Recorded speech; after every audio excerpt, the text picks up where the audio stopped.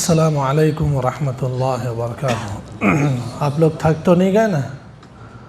थक गए हो तो हम मुख्तसर कर दे रहे, क्योंकि मौलाना ने टाइम तो 11 बजे तक का रखा है, लेकिन मुझे ऐसा लगता है कि 11 से भी ऊपर जाएगा।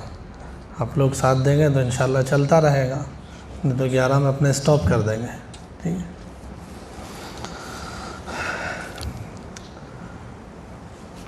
जैसा कि हज़रत मुफ्ती आदिल साहब ने ज़िक्र किया था, मैं वहीं से बात को लेकर चलता हूँ। बुज़ुर्गों से ये बात सुनी हुई है और आप लोगों ने भी सुनी हुई होगी कि इबादत के रास्ते से जो नेकियां हम कमाते हैं, मामलात में और माशरत में गड़बड़ होने की वजह से वो नेकियां वहाँ से निकल जाती है, ख़त्म और ज़ाय हो जाती है। जैसा कि टंकी में ऊपर से आने के लिए हमने एक नल शुरू किया हुआ है जिससे पानी भर जाए, लेकिन 2-3 सुराख हैं, तो उन सुराख की वजह से वो सारा पानी निकल जाता है और हम समझ रहे हैं कि भाई टंकी भर रही है, यहाँ तक कि ज़िंदगी के आखिर में पहुँचे तो पता चला कि कुछ भी बचा ही नहीं है। तो इसलिए मामलात की इस्लाह ज़रूरी है। हम जो कुछ लेन देन करते हैं, जो कारोबार करते हैं, जो हमारे इनकम के सोर्सेस हैं, इनकी इस्लाह ज़रूरी है। जो गड़बड़े मार्केट में चलती है, ये नहीं कि भाई ये प्रॉफिटेबल बिज़नेस है, सही गलत नहीं देखा, बस जो आया वो शुरू कर दिया। सब कर रहे हैं, अपने नहीं करेंगे तो अपने पीछे रह जाएंगे। इस सोच के साथ हलाल हराम की फ़िक्र किए बग़ैर, उसका ख़याल किए बग़ैर हर तरह का कारोबार कर देना, ये मुसलमान की शान नहीं है, ईमान वाले की शान नहीं है। तो जो गड़बड़े मार्केट में चलती है, इसमें से बहुत सारी चीज़ें वो हैं जो सूदी चीज़ें कही जाती है, जिसको हम कह सकते हैं व्याजू लेवड़ देवड़, इंटरेस्ट बेस्ड बिज़नेस स्कीम्स इसको कह सकते हैं। कुछ चीज़ें तो सूद में वो है कि जो सबको पता है, जैसे बैंकिंग से जो ट्रांजैक्शन होते हैं और कुछ लोन वगैरह ली जाती है, होम लोन है और कार लोन है और इसी तरीके से बिज़नेस लोन है, सीसी करवाई जाती है बैंक से, एचपी करवाई जाती है, ये सब चीज़ें तो सबके सामने हैं। इसी तरह से इंश्योरेंस के कुछ सिस्टम है, वो भी सबके सामने है। लेकिन जो चीज़ें ऐसी है कि हम कर रहे हैं लेकिन हमें सूद है ये पता नहीं है, ऐसे कुछ चीज़ों की इंशाल्लाह मैं आपके सामने निशानदेही करूँगा। कुछ ही चीज़ें हो सकती है, मुख्तसर वक्त में सारी चीज़ें तो फिर भी नहीं हो सकती। पहले मैं आपको सूद के मुतालिक 1-2 बातें बतला देता हूँ। एक तो बहुत सारी हदीसें और आयतें हैं जो आप आम तौर से बयानों में, तालीम के हलक़ों में सुनते रहते हैं सूद के ताल्लुक़ से। हज़रत शेख अब्दुल हक मुहद्दिस दहलवी रहमतुल्लाहि अलैह, जो बहुत बड़े बुज़ुर्ग और आलिम गुज़रे हैं, इनकी एक बात है जो सूद के ताल्लुक़ से बड़ी ज़बरदस्त मैं आपके सामने रखूँगा। इन्होंने फ़रमाया है कि हर फ़ेल और हर काम इंसान की रूह पर उसकी एक तासीर होती है। जो काम हम कर रहे हैं उसका एक असर हमारी रूह पर जाता है, और जो काम आदमी एक मरतबा करता है उसका असर होता है, और एक कुछ काम ऐसे होते हैं कि जो रोज़ाना करता है, बार बार करता है, हमेशा करता है, तो उसकी वजह से उसका जो असर है वो इंसान की रूह पर रंग की तरह से जम जाता है। जैसे दीवार पर हमने कलर किया हुआ होता है ना, जो जम गया है, अब वो जब तक नहीं निकलेगा तब तक दीवार उसी कलर की रहती है। तो ऐसे फरमाया हज़रत ने कि तजर्बे से ये बात साबित हो चुकी है कि सूद खोरी से और सूदी मामलात से दिल पर सख्ती, रुपये की मोहब्बत और बुज़दिली इस तरह छा जाती है कि खुदा की पनाह।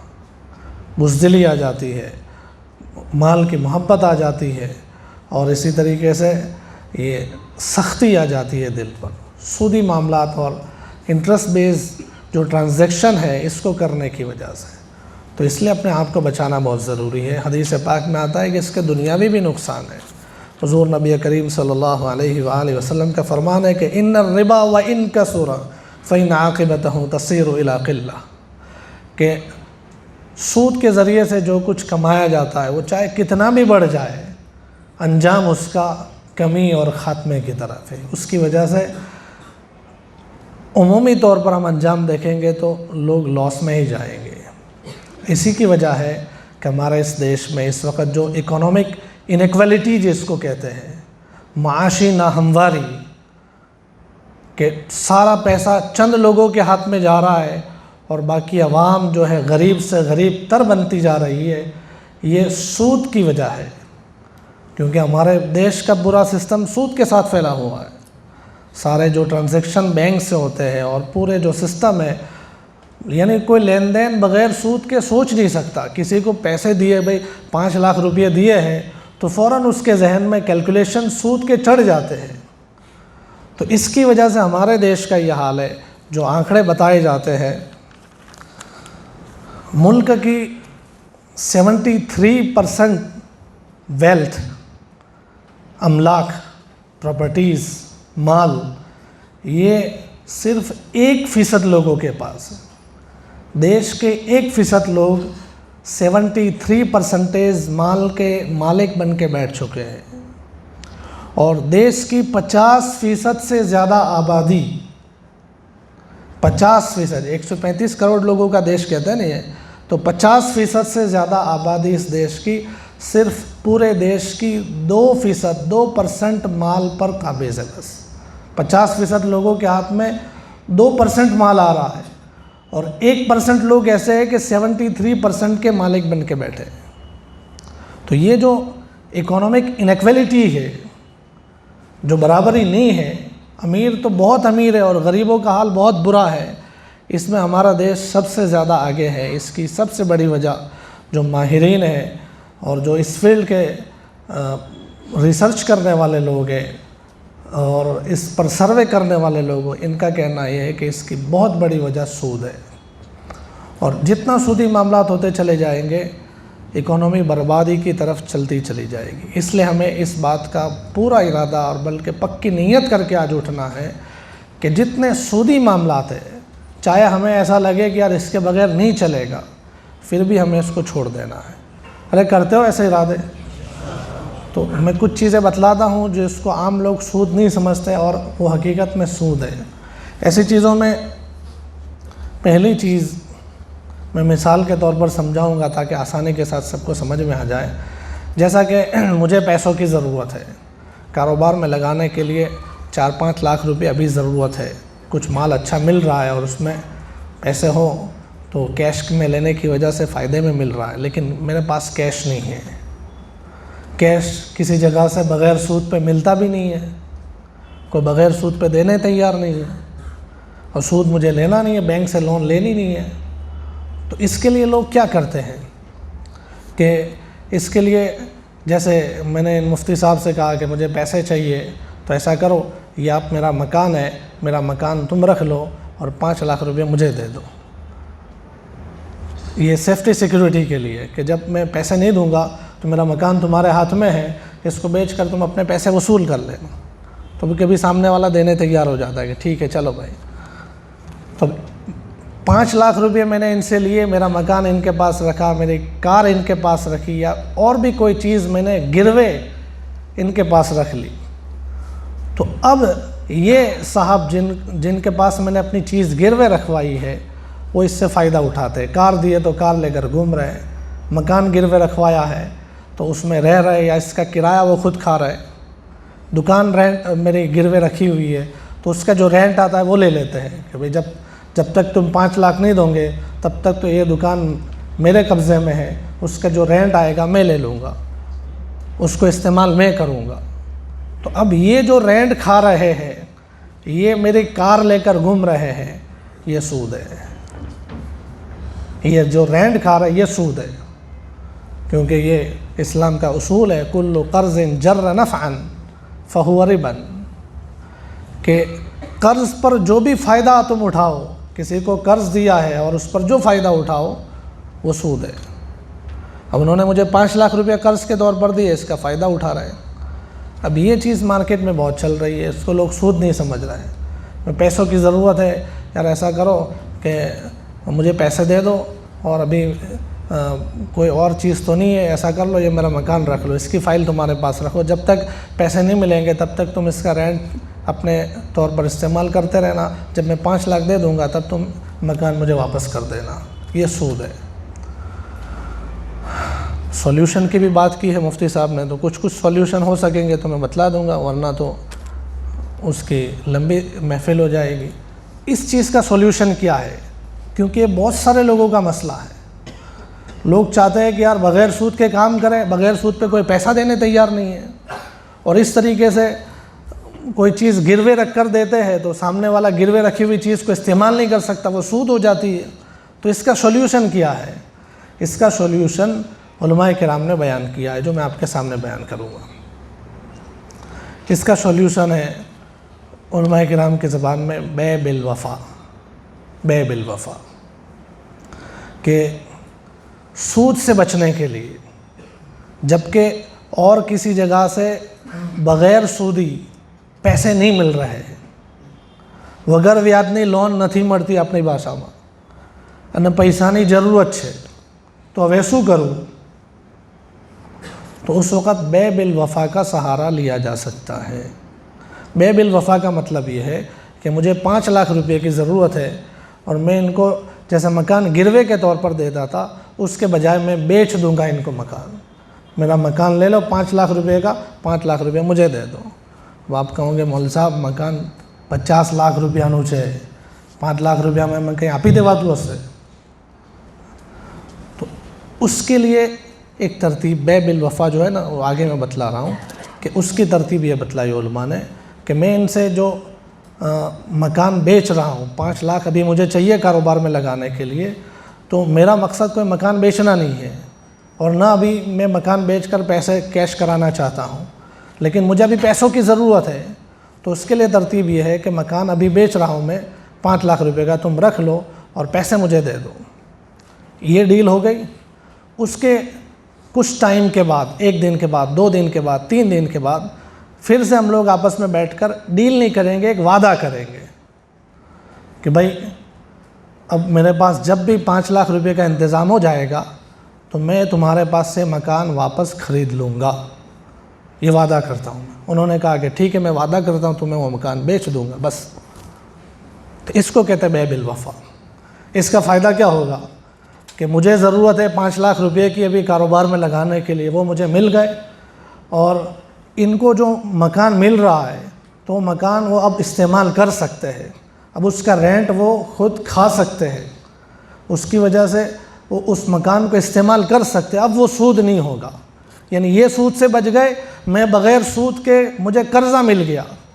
तो ये है इसका सॉल्यूशन, जो मार्केट में आम तौर से ये चीज़ें चल रही है। जो लोग सूद से बचना चाहते हैं, डायरेक्ट बैंक से लोन नहीं लेते, तो वो लोग इस तरीके का काम कर जाते हैं, उसमें भी बेचारे सूद में पड़ जाते हैं।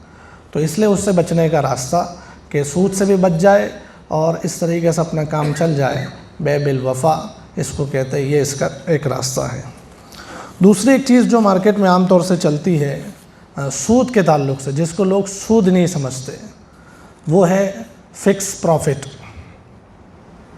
जैसे मुझे पैसों की ज़रूरत है, मैंने कहा कि यार पैसे ला, तो उसने कहा कि नहीं है। मैंने कहा चल ला ना, तुझे कारोबार में से नफ़ा दे दूँगा। ठीक है, 10 लाख रुपए ले ले, कितना मुनाफा देगा?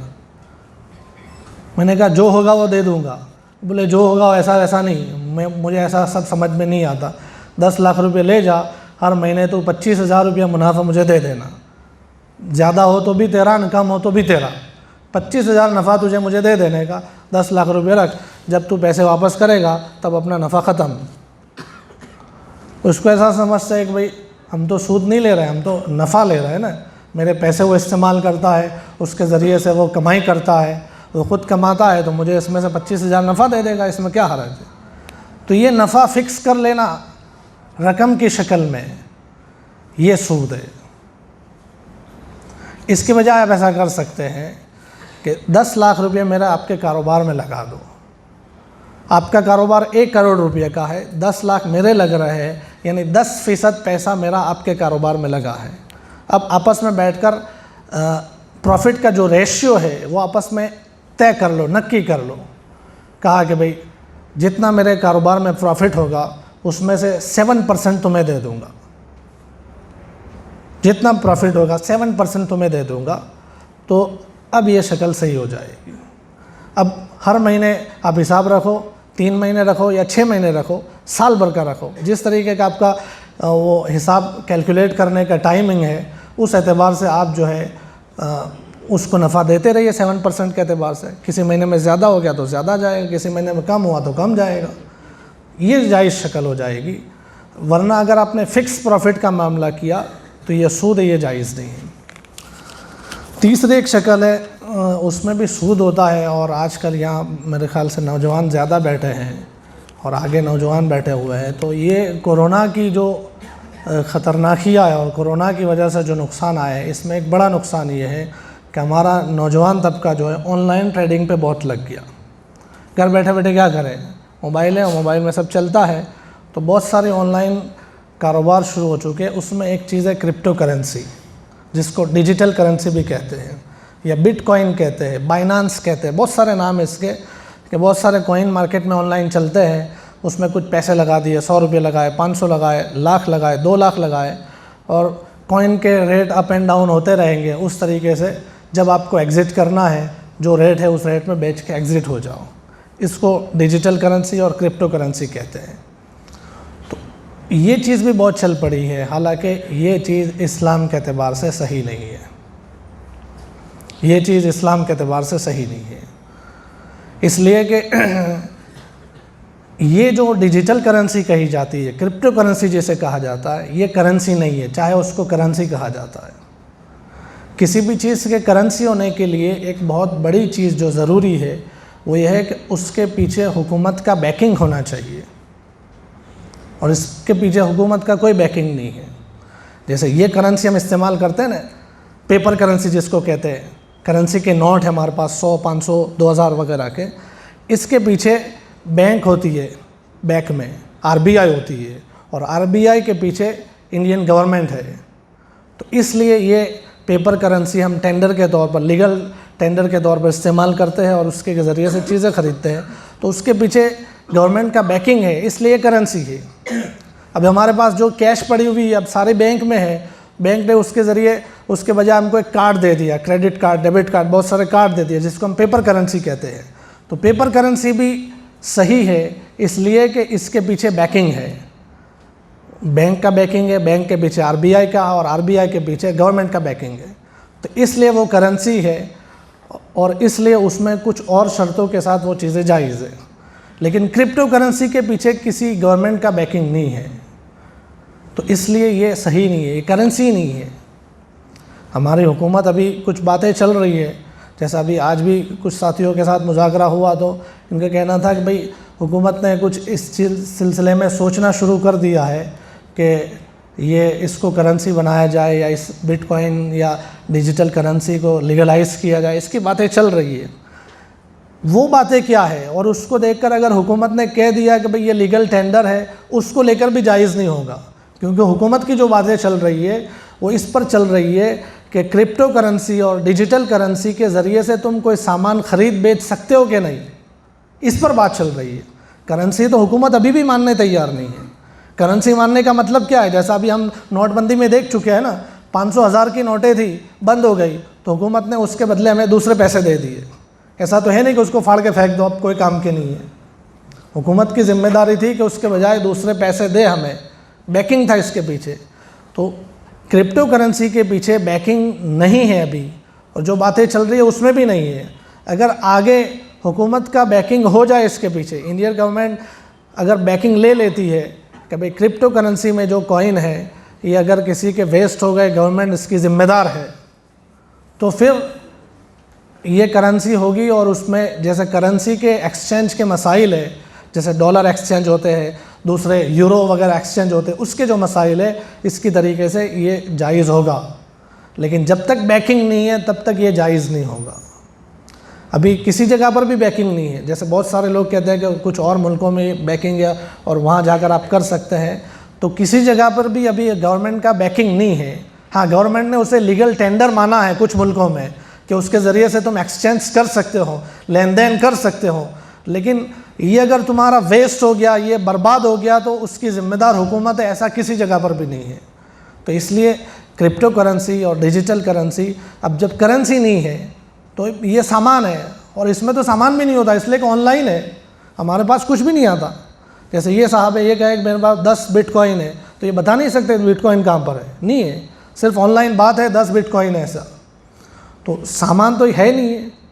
अब ये कहते हैं 10 बिटकॉइन मैंने 500 में ख़रीदे तो मैं 1000 में बेचता हूँ, तो ये सूद नहीं है तो और क्या है।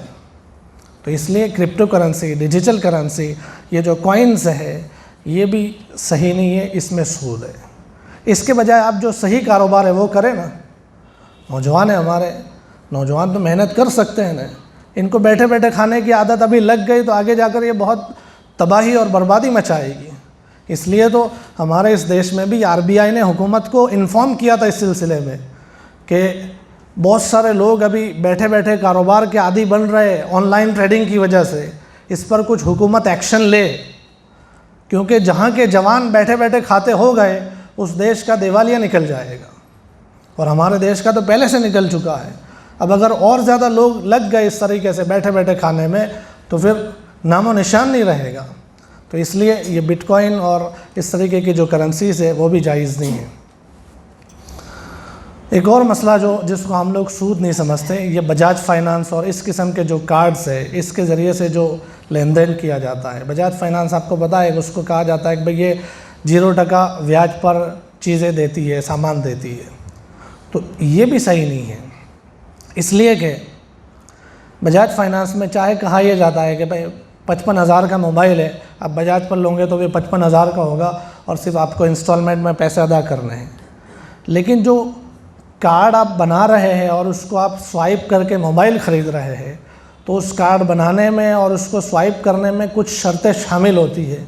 इन शर्तों में एक शर्त ये शामिल होती है कि आप कोई इंस्टॉलमेंट मिस कर गए तो आप पर इतनी पेनल्टी लगेगी। पेनल्टी की शर्त पहले से शामिल होती है, और जिस कारोबार में ऐसी सूदी शर्त शामिल हो पहले से, जिसको उलमा जानते हैं सुल्ब अक़दम है, तो वो जायज़ नहीं होता। तो इसलिए बजाज फाइनेंस या इस किस्म के और भी बैंकों ने 0% फाइनेंस पर ये स्कीम बनाई है, तो अगर उसमें ये चीज़ें शामिल हैं कि पेनल्टी लगाई जाएगी तो ये जायज़ नहीं होगा। बजाज में तो पेनल्टी के साथ अब और चीज़ भी शामिल हो गई कि भाई इसने सर्विस चार्ज के नाम से भी बहुत सारे पैसे ले लिए, और इंश्योरेंस भी लाजमी कर दिया। आप बजाज से कोई चीज़ ले रहा है तो इंश्योरेंस खुद ब खुद, आप कहो ना कहो, उस चीज़ का इंश्योरेंस भी कर रहा है। तो इसलिए बजाज वगैरह से जो ख़रीदारी हो रही है वो भी सही नहीं है, इसमें भी सूद शामिल हो सकता है। फिर एक चीज़ है जो आम तौर से लोग कारोबार करते हैं, उसमें SIP, सिस्टमेटिक इन्वेस्टमेंट प्लान, जो बहुत सारे नौजवान करते हैं। स्टॉक मार्केट यानी शेयर बाज़ार की ख़रीदारी होती है, लेकिन ख़ुद से शेयर नहीं ख़रीदते, किसी के ज़रिए से ख़रीदवाते हैं।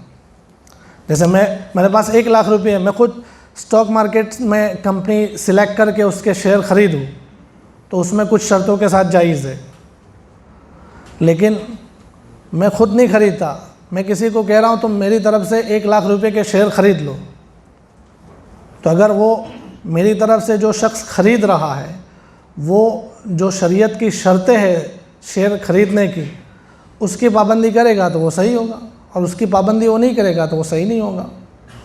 अब जो म्यूचुअल फंड्स है बहुत सारे, इस तरह के SIPs है बहुत सारे, वो लोग उन शर्तों का क्यों ख्याल करेंगे? नहीं करते वो।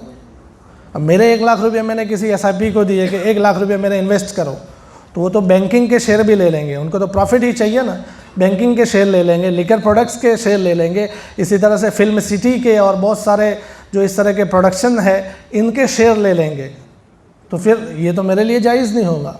इसलिए डायरेक्ट से SIP में इन्वेस्टमेंट करना ये सही नहीं है, इसलिए कि उसमें सूद शामिल हो सकता है।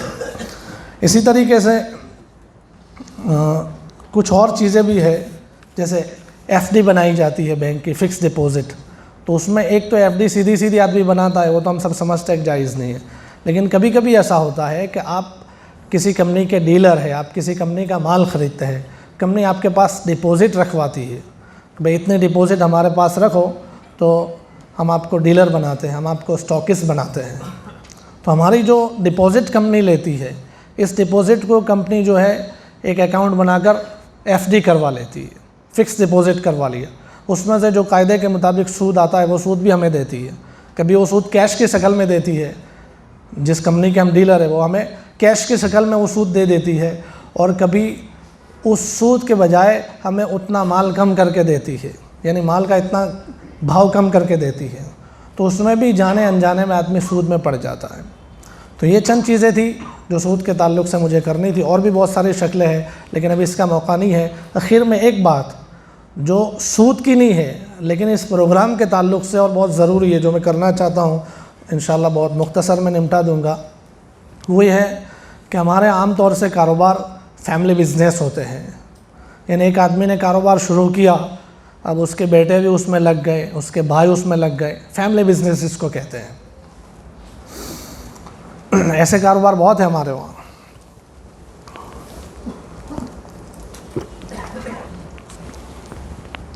उसमें होता क्या है, जैसे एक आदमी है, क्या नाम है साहब आपका? मुश्ताक साहब। ये मुश्ताक साहब ने गोया कि अपना एक कारोबार शुरू किया, और इनका बेटा जो था, पहले नंबर का बेटा, ये जब बड़ा हुआ, 10वीं 11वीं 12वीं तक पढ़ा, इनको ऐसा लगा कि दुकान में ज़रूरत है, बाहर से किसी नौकर को रखना है, इसके वजह अपना बेटा है, बड़ा हो गया, चलो इसको कुछ पढ़ाना नहीं है, इसको दुकान में लगा देते हैं। इसको कह दिया, बेटा अपना भणवानू बंद, कल से दुकान पर आई जाओ। बेटा भी अब्बा की बात मान के चला गया। अब्बा ऐसा समझते हैं कि भाई अपना घरनो छोकरो है ने, दुकान में कमाશે, घर में खासे वापरसे। कुछ भी तय नहीं किया, न इस बच्चे की सैलरी तय की, न प्रॉफिट में इसका हिस्सा तय किया, न ऐसा कहा कि तुम सिर्फ मेरी मदद के लिए आओ, ऐसा कुछ भी नहीं कहा, बच्चे को रख लिया। दूसरे नंबर का बेटा था मुश्ताक साहब का, वो इसके पीछे पीछे बड़ा हो रहा था। तो मुश्ताक साहब ने सोचा कि चलो अब तो कारोबार में ज़रूरत नहीं है, इसलिए इस बेटे को पढ़ाते हैं। इसी दुकान में से बाप ने, बड़े भाई ने मेहनत कर करके कमाई की, इसे पढ़ाया, डॉक्टर बनाया। डॉक्टर बनाने के बाद उसको क्लिनिक भी करवा दिया, सब दुकान में से पैसा गया। तीसरे नंबर का बेटा जो बड़ा हो रहा था, उसके बारे में भी मुश्ताक भाई ने सोचा कि यार अब मेरी भी कुछ उम्र होती चली जा रही है, मुझे भी कुछ समाजी जिम्मेदारियां है, और दुकान में ज़रूरत है एक के बजाय दो अच्छे, ताकि दूसरे तकाज़े भी पूरे हों। तो इसलिए तीसरे नंबर के बेटे को दुकान में ज्वाइन कर दिया। चौथे नंबर का बेटा था मुश्ताक साहब का, उनका साथ ऐसा हुआ कि भाई अब न ये पढ़ेगा डॉक्टर बनेगा, ना दुकान में ज़रूरत है, कुछ पैसे इसमें से निकाल कर एक कारोबार करवा के मुश्ताक साहब ने उस बेटे को लगा दिया। सब बेटे ऐसा समझते हैं कि भाई बधु मज्यारू है, सब मिला जुला है, इसलिए सब खा रहे पी रहे, अपने खर्चे पूरे कर रहे, शादियाँ हो रही है। और जब वक्त आया तो मुश्ताक साहब अल्लाह को प्यारे हो गए। अब क्या हुआ, अब बेटों के दरमियान जो झगड़े शुरू होते हैं, इस झगड़ों की वजह से ये चार भाई जो भाई भाई की तरह से रहते थे, ये झगड़े घर को तबाह कर देते। बड़ा भाई कहता है कि बद्दू मारू है, आ दुकान में हूँ आटला वर्षथी मेहनत करीने आ भाईने डॉक्टर बनायो, ए डॉक्टर जे कंई कमायो अने एमां एने पोतानी अलग अलग प्रॉपर्टी बनाई, ए बधी में भी मारो भाग। और डॉक्टर कहता है कि हूँ मारी स्किल थी भणेलो छूँ, एमां जे कंई हूँ कमायो छूँ ए तो मारू ज छे, दुकान अब्बानी छे एटले एमां मारो भाग। और तीसरे नंबर का बेटा कहता है कि मैं भी भाई के साथ हूँ, कुछ तो मुझे तो मिलना चाहिए। और चौथे नंबर का कहता આપણે તો પહેલા દિવસથી અલગ હતા, એટલે આપણી દુકાન, આપણે બનાવેલું મકાન, આપણે જે કંઈ પ્લોટ લીધા છે આપણા, બાકી અબ્બાની દુકાનમાં ને અબ્બાના ઘરમાં આપણો ભાગ ખરી। यही हो रहा है ना। और भाई अगर इसमें नहीं लड़ रहे तो बीवियों की वजह से लड़ रहा है, बच्चों की वजह से लड़ रहा है। इसकी गलती कहाँ हुई? ये भाई को लड़ता हुआ किसने छोड़ा? अब्बा ने मेहनत के साथ जो कारोबार शुरू किया था वो भी ब्रेक हो जाता है। एक अच्छी सी इतने 30 साल 20 साल 25 साल पुरानी पेढ़ी जो थी, जिसका अब नाम बन गया था और उसकी वजह से अब अच्छे से कमाई हो सकती थी, वो सब तोड़नी पड़ती है। सब भाई लड़ जाते हैं और आपस में सब टूट जाता है। तो इसलिए ज़रूरी है इस चीज़ में जाग्यातार्थी सवार, अब तक नहीं किया तो अब करें कि आप अपने बच्चों को अपने कारोबार में शामिल करते हैं, या बच्चों को कोई इन्वेस्ट आप देते हैं, कुछ पैसे देते हैं कारोबार करने के लिए, तो उसमें चौखवट करें, साफ साफ बात करना ज़रूरी है। जैसा कि मुफ्ती साहब ने भी उसकी तरफ कुछ आपको इशारे किए थे। आप अपने बेटे को अपने कारोबार में शामिल कर रहे हैं तो उसी दिन तय हो जाना चाहिए कि बेटा तू कालथी दुकान पर आवी जा, तारो महीनानो 10,000 पगार रहेशे, ए तारो, एमांथी तू वापरे, भेगा करीने कंई खरीदे, बधुं तारुं। तब मसले ख़त्म। या फिर आप पगार नक्की नहीं कर सकते तो प्रॉफिट में हिस्सा तय कर दे कि बेटा कल थी तो मारा साथे दुकान में काम करे तो वांधो नहीं, तो घर में रहे खाए पीए बीजू बधु करे, पण तने नफ़ामांथी 15% अलग थी मळशे जे तारा प्राइवेट रहेशे। उसके ज़रिए से अब तू जो भी जमा करे कमाए वो सब तेरा अकेलेगा। साफ बात कर दे। उस वक्त बाप शर्माता है, घर के लोग शर्माते, छोकरो घरनो छे ने एमां शुं चोखवट करवानी, घर में ज खाए छे ने मोटो थाय छे, फिर आगे चलकर ये झगड़े का सबब बनता है। दूसरे बेटे को आप पैसे दे रहे हैं डॉक्टर बनाने के लिए तो साफ बोल दे कि डॉक्टर तू मारा तरफ थी बनीश, एनो मने कोई चार्ज नहीं लेवो, या डॉक्टर बनवा तने जे के भणाववामां पैसा लागी रहेला छे 25-50 लाख रुपया तने दुकानमांथी पेઢીमांथी या गमे तेम करीने अमे आपीशुं, पण पहला 50 लाख रुपया अमे वसूल करशुं, एना पछीनुं बधुं तारुं। ऐसी चौखवट कर ले, इसमें क्या है। जैसे बुज़ुर्गों का एक कौल सुना है ना, ताअशरू कल इख़वान व ताअमलू कल अजानिब, कि रहो भाइयों की तरह से लेकिन मामला अजनबियों की तरह से करो। तो इसलिए इस मामले में चौखवट करना ज़रूरी है। हम लोग दारुल इफ्ता में बैठते हैं, हमारे पास जो मसाइल आते हैं, ख़ास करके मौलाना मीरास के जो मसाइल आते हैं, इसमें इस सिलसिले में बहुत झगड़े पाए जाते हैं और फिर ये अंडरस्टैंडिंग से और समाधान से भी सॉल्व नहीं होते, वो लड़ाई बाकी रहती है। तो इसलिए ये चीज़ सूद की नहीं थी, लेकिन पार्टनरशिप का जो उन्वान है और कमाई का उन्वान है, इसके ताल्लुक़ से थी। तो मैंने इस सिलसिले में कुछ आपको वजाहत कर दी कि आप बेटे को कारोबार में ज्वाइन करते हैं तो चौखवट करें, या तो ये पगार पर रहेगा या तो प्रॉफिट में उसका शेयरिंग रहेगा, दो में से कोई एक चीज़ तय कर दे ताकि आगे चलकर झगड़े ना हो। ये चंद बातें थी आपके सामने रख दी। अगर किसी को बुरा लगा हो या कोई बात गलत हो गई हो तो मैं माफ़ी चाहता हूँ, और जो सही बातें अल्लाह ताला ने कहलवाई है, खैर की बातें कहलवाई है, अल्लाह ताला इस पर हमें अमल की तौफीक नसीब फरमाए।